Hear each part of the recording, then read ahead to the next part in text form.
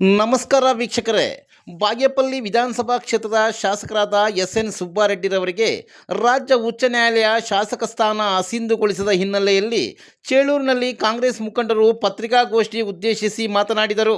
ಈ ಸಂದರ್ಭದಲ್ಲಿ ಕೆಡಿಎಸ್ಎಸ್ ಜಿಲ್ಲಾ ಸಂಚಾಲಕರಾದ ಕಡ್ಡೀಲು ವೆಂಕಟಣ್ಣರವರು ಮಾತನಾಡಿ, ಎನ್ ಸುಬ್ಬಾರೆಡ್ಡಿರವರಿಗೆ 3 ತಾಲೂಕುಗಳಲ್ಲಿರುವ ಹೆಣ್ಣು ಮಕ್ಕಳ ಆಶೀರ್ವಾದ ಇದೆ ಎಂದರಲ್ಲದೆ ಸಿ ಮುನಿರಾಜು ವಿರುದ್ಧ ತೀವ್ರ ವಾಗ್ದಾಳಿ ನಡೆಸಿದರು.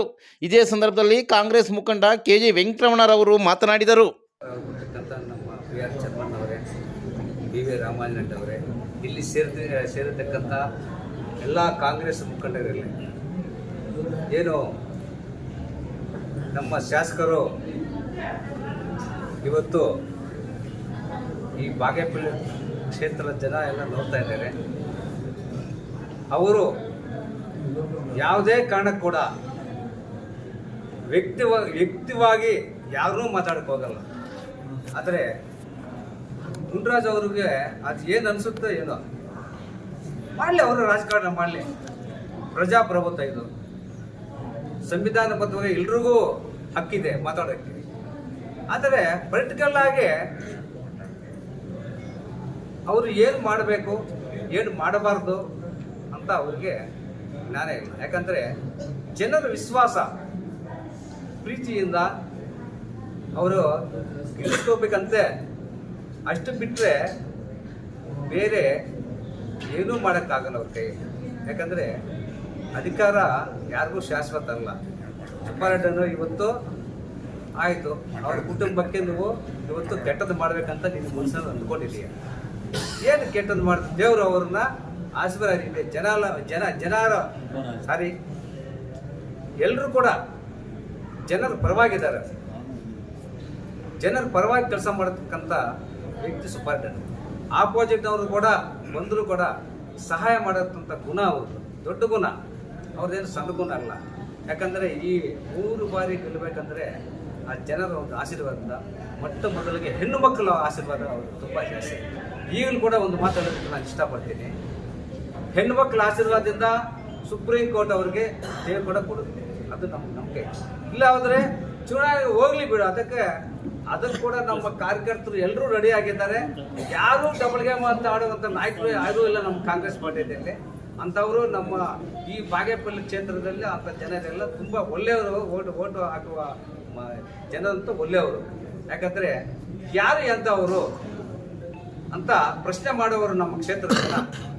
ಆದರೆ ನೀವು ಒಳ್ಳೆತನ ಮಾಡಿದ್ರೆ ಒಳ್ಳೆ ಗುಣ ಇರುತ್ತೆ. ಎಲ್ಲ ಗೆದ್ದೆ ಒಂದ್ಸರಿ. ಯಾಕೆ ಈ ಥರ ಮಾಡ್ತೀರಾ? ಯಾಕೆ ಈ ಥರ ನೋವನ್ನು ನೀವು ಉಂಟು ಮಾಡ್ತೀರಿ? ನೀವು ಮುನ್ರಾಜ್ ಅವರೇ, ನಿಮ್ಮ ಬಯೋಡೇಟಾ ತಗೊಳ್ಳೋಣ. ನೀವು ಎಷ್ಟು SC/ST ಗಳಿಗೆ ನಿಮ್ಮ ಕ್ಷೇತ್ರದಲ್ಲಿ ನಮ್ಮ ಜಮೀನುಗಳು SC/ST ಗಳ ಜಮೀನುಗಳನ್ನು ಎಷ್ಟು ಕಬಳಿಕೆ ಮಾಡಿದ್ದಾರೆ ನಮ್ಗೆ ಮಾಹಿತಿ ಗೊತ್ತು. ತರಲಾ ಅಲ್ಲಿಂದ ಬೆಂಗಳೂರಿಂದ ಸರ್ಜಾಪುರ ತರಲಾ? ನಿಮ್ಮ ರಾಜಕಾರಣ ಇದ್ದರೆ ಸರ್ಜಾಪುರ ಮಾಡ್ಕೋ, ಅಲ್ಲಿ ಮಾಡಿ ಏನಾದಿದ್ರೆ. ಈ ಭಾಗದಲ್ಲಂತೂ ಆಗಲ್ಲ. ಸುಬ್ಬಾರೆಡ್ಡಿ ಅವರು ಉಸಿರು ಇರುವವರೆಗೂ ನೀವು ಶಾಸಕರಾಗಕ್ಕಂತೂ ಸಾಧ್ಯನೇ ಇಲ್ಲ. ಆಗ್ತೀರ? ಜನರ ವಿಶ್ವಾಸ ಇದೆ ತಾನೇ ಮಾಡೋದು.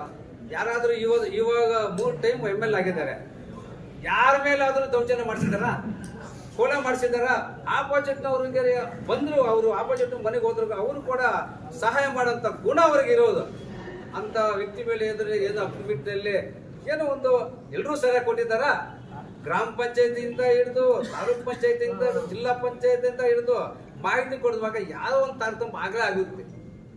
ಅದಕ್ಕೆ ಇಷ್ಟು ಏನು ಪೊಲಿಟಿಕಲ್ ಆಗಿ ಸೋಲಿಸಲೇಬೇಕು. ನೀವು ಸೋಲಿಸೋದು ಮಾಡಿ.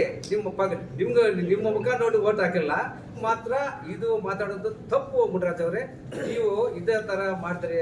ಇಲ್ಲೆಲ್ಲ ಈ ಭಾಗದಲ್ಲಿ ತುಂಬಾ ಹೋರಾಟಗಾರರಿದ್ದಾರೆ.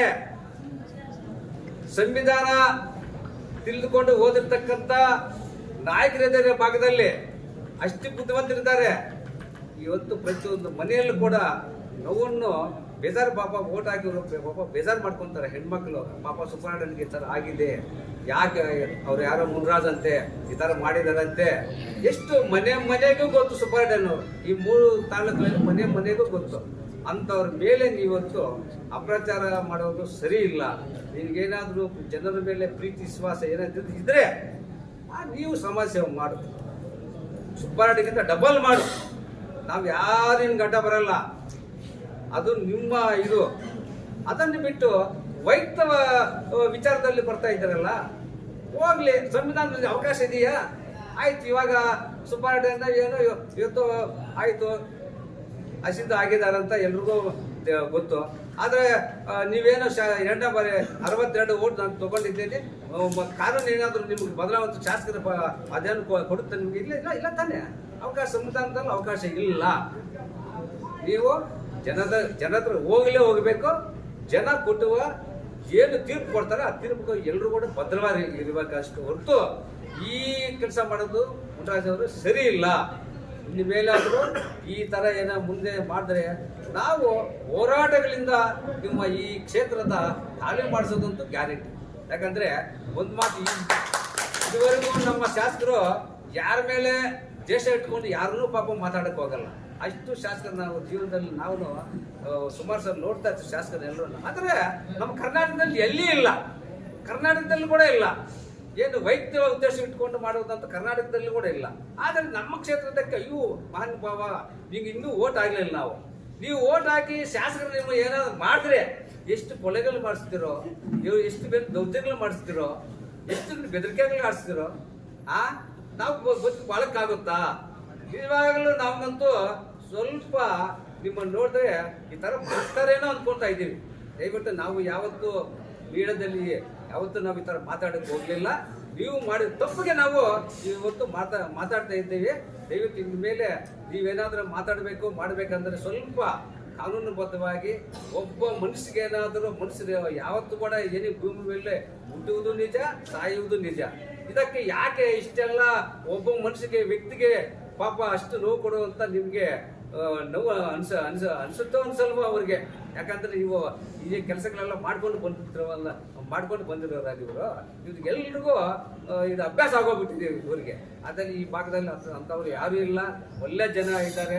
ನಮ್ಮ ಭಾಗದಲ್ಲಿ ಯಾವತ್ತೂ ನಮ್ಮ ಸುಬ್ಬಾರೆಡ್ಡಿಯನ್ನ ಬಿಟ್ಕೊಡೋಕ್ಕೂ ಯಾರೂ ತಯಾರಾಗಿಲ್ಲ. ಚುನಾವಣೆ ಬಂದರೂ ಕೂಡ ಗೆದ್ದೋದು ನಮ್ಮ ಹೆಸರು ಸುಬ್ಬಾರೆಡ್ಡಿ ಗೆದ್ತಾರೆ, ಶಾಸಕರು ಆಗ್ತಾರೆ.